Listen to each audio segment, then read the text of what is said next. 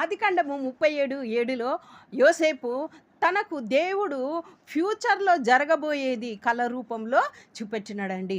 అయితే తన అన్నలకు చెప్తున్నాడు, మనం చేనులో పనలు కట్టుచుండగా మరి నా పన మధ్యలో ఉండి మీ పనలన్నీ చుట్టుముట్టుకొని నా పన లేచి ఉండగా మీ పనలు నా పనకు సాష్టాంగ పడుతున్నాయి అనగానే వారి అన్నలు, నువ్వు మాకు అధికారిగా ఉంటావా అని ఆయన మీద మరీ ఇంకా పగబట్టినారండి. అవును, దేవుడు ఏర్పరచుకున్నటువంటి బిడ్డల మీద, అంటే వారికంటే అధికముగా దేవుడు వారిని అభిషేకించినప్పుడు మరి ఏంటిది అనంటే, సౌలు ఏ విధంగా అయితే దావీదు మీద పగబట్టినాడో, అసూయ చెందినాడో, ఆ విధంగా ఈ లోకస్తులు ఒక బిడ్డను ప్రత్యేకపరుచుకున్నప్పుడు వారి మీద పగబడతారండి, అసూయ పడతారండి.